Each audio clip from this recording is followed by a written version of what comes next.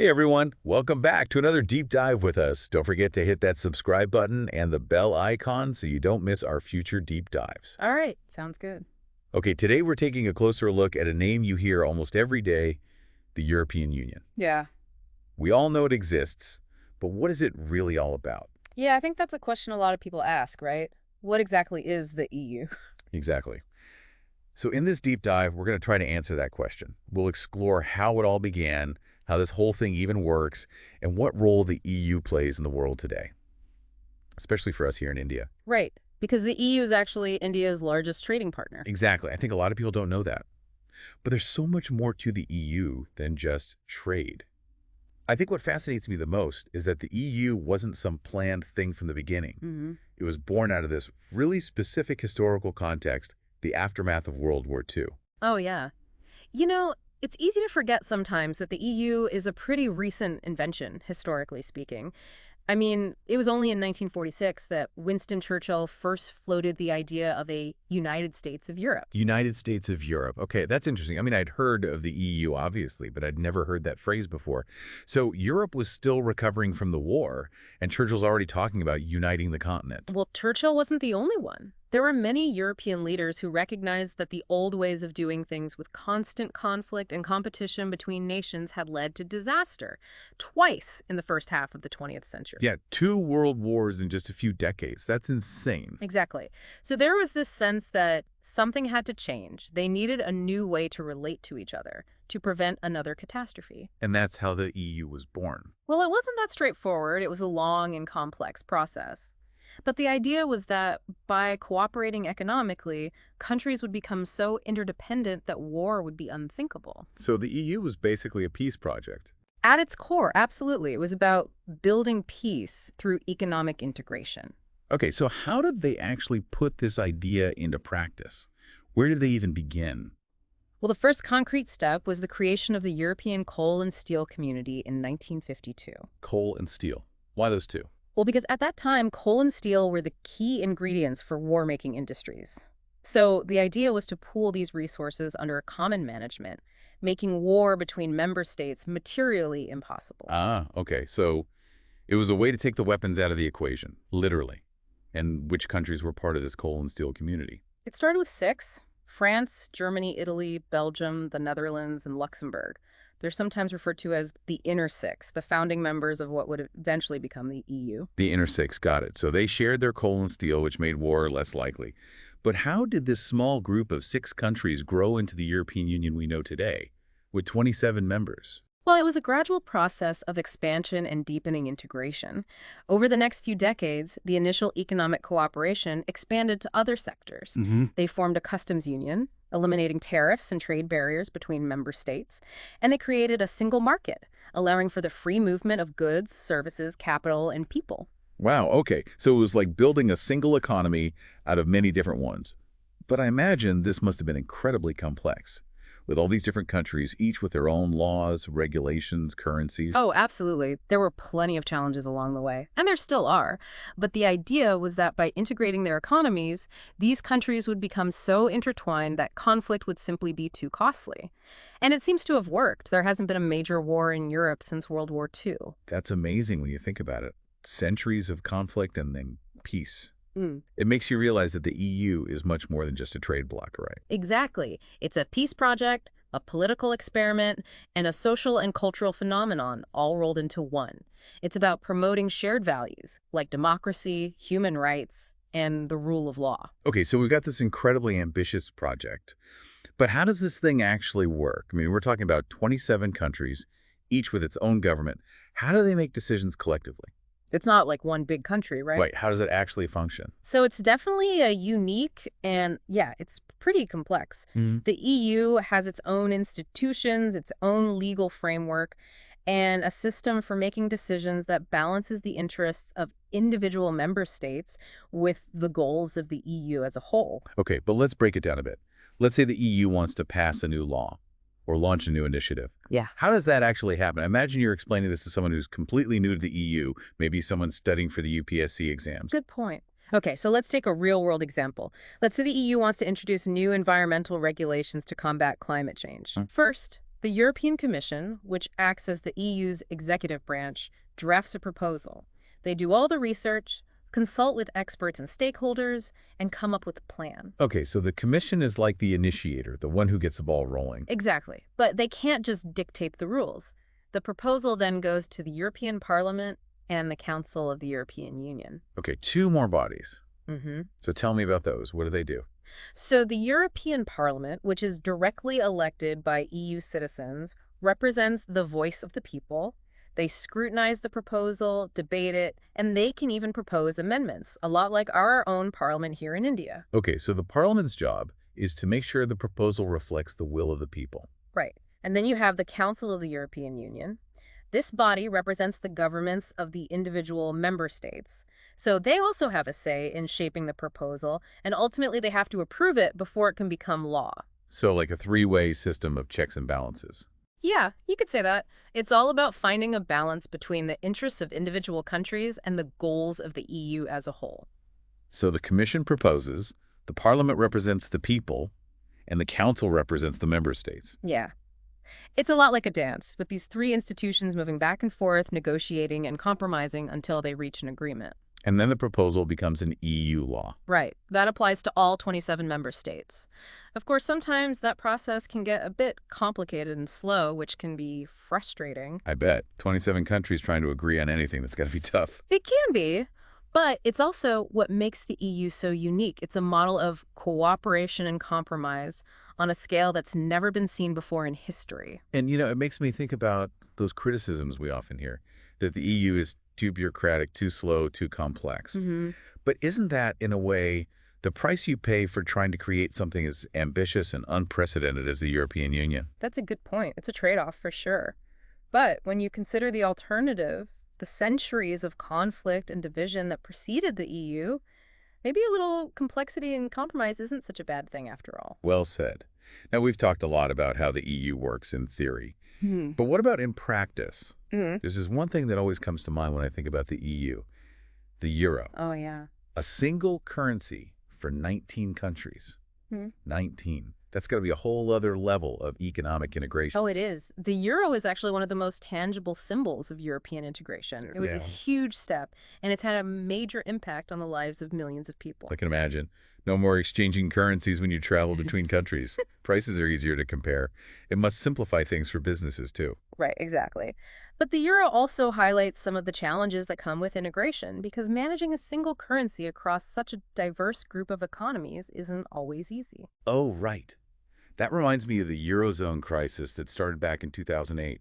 With all those bailouts and austerity measures, that must have been a real stress test for the euro, right? Oh, it definitely was. It exposed some of the vulnerabilities of a currency union. When you have different countries with different economic structures and fiscal policies all sharing the same currency, it can create tensions. Because if one country gets into trouble, it can have ripple effects throughout the entire Eurozone. Right, so it's this constant balancing act, this tension between national sovereignty and economic integration. Exactly. And it's a tension that was really brought to the forefront with Brexit, the UK's decision to leave the EU. Yeah, Brexit. That was a real turning point. It was, and it's a topic we'll definitely delve into more deeply in our next segment. Welcome back, everyone, to our deep dive into the European Union. Before the break, we were talking about the euro and how it's not all smooth sailing. Right. The Eurozone crisis, Brexit, those were major shakeups. So let's dig into Brexit. I think it took a lot of people by surprise. Yeah, it definitely sent shockwaves through the EU. It did. I remember watching the news, and I just couldn't believe it. The UK, a member of the EU for over 40 years, actually leaving. It was a historic decision, and it really exposed some of the underlying tensions within the EU. Tensions between what? Well, between those who see the EU as a force for good, promoting peace and prosperity, and those who feel it has become too bureaucratic, too distant from the concerns of ordinary people. So a clash between the ideal of European unity and the realities of national interests. Exactly. And those who supported Brexit felt that the UK would be better off going it alone, reclaiming its sovereignty, controlling its borders, and making its own laws. Right. I remember those arguments, take back control. But it wasn't just about sovereignty, was it? There were economic arguments, too. Well, absolutely. Some argued that the UK was sending too much money to the EU, that it was being held back by EU regulations, and that it could strike better trade deals on its own. And on the other side, those who wanted to remain in the EU, what were their main arguments? Well, they stressed the economic benefits of being part of the single market, the free movement of people, and the EU's collective bargaining power on the global stage. They also argued that the UK was stronger and safer as part of the EU, that it could better address challenges like climate change, terrorism, and migration collectively. So a clash of visions, essentially. Oh, yeah. Two very different ideas about the UK's place in the world. Exactly. And ultimately, the Leave campaign won by a narrow margin, but the debate over Brexit is far from over. Oh yeah, definitely not over. The UK has left the EU, but the consequences are still being felt, both in the UK and in the EU itself. So let's zoom out a bit now and look at the bigger picture. We've talked about some of the internal challenges facing the EU, but what about the external challenges? The world is a pretty turbulent place right now. How is the EU navigating this increasingly complex geopolitical landscape? It's a tough time to be a global power, that's for sure. The old certainties are gone, alliances are shifting, new challenges are emerging, and the EU is having to adapt. Okay, like what? Give me some examples of the major external challenges facing the EU. Well, first you have the rise of nationalism and populism, not just within the EU, but around the world. We've seen this in the US, in Brazil, in India, in many places. It's this backlash against globalization, against elites, against the establishment. Yeah, the sense that the system isn't working for ordinary people. Right. And this trend poses a real challenge to the EU because it undermines the idea of shared values, of solidarity, of working together. So a threat to the whole idea of European integration. It could be. If nationalist sentiments continue to grow, it could lead to more countries wanting to leave the EU or demanding more autonomy. Wow, okay, so that's a big one. What else? Then you have the changing relationship with the United States. For decades, the transatlantic partnership was a cornerstone of European security. But things have become more complicated, especially after Brexit. Yeah, it feels like the US and Europe have been drifting apart for a while now. They have. There are differences in priorities, in values, in approaches to global issues. And with the U.S. becoming more inward-looking, the EU is having to rethink its reliance on the U.S. for security. So finding its own way in the world, essentially. Exactly. And then, of course, you have the challenge posed by a rising China. Oh, right. Yeah. China. A major economic power, but also a potential rival, right? Exactly. The EU has to figure out how to engage with China economically while also addressing concerns about human rights, intellectual property, and security. It's a delicate balancing act.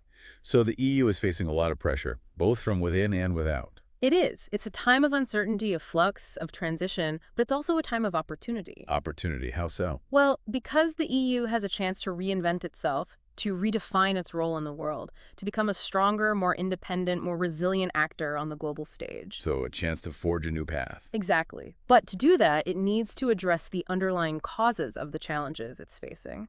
Okay, so what does that look like in practice? What specific steps can the EU take to strengthen itself and meet these challenges head on? Well, that's a question we'll explore in more detail after the break. Welcome back, everyone. So before the break, we were talking about the EU facing some pretty big challenges. But you know what?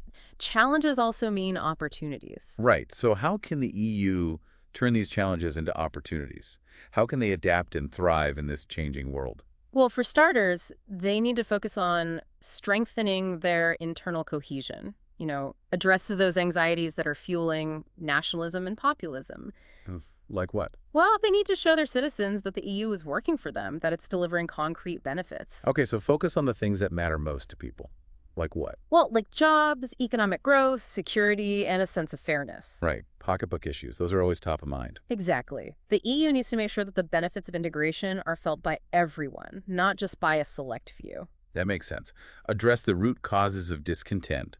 Show people that the EU is on their side.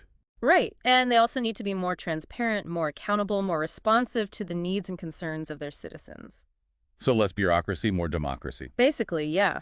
Bring the EU closer to the people. Make it more relatable, more understandable. Okay, so strengthen internal cohesion, make the EU work for everyone.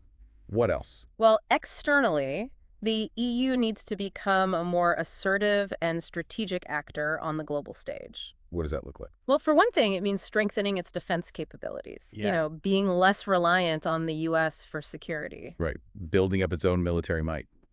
But that's a sensitive issue, right? I mean, Yeah. The EU is founded on the idea of peace, not war. It is a sensitive issue, but the world is changing. The EU needs to be able to defend its interests and values, and that might require a more robust military posture. Okay, so a stronger defense. What else does this more assertive EU look like?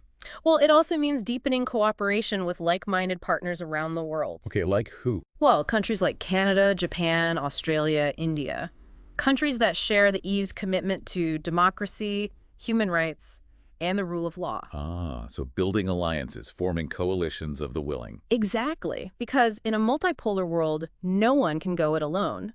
The EU needs to build strong partnerships to advance its interests and shape the global agenda. Right, because there are so many global challenges that no one country can solve on their own. Exactly. Things like climate change, pandemics, terrorism, cybercrime.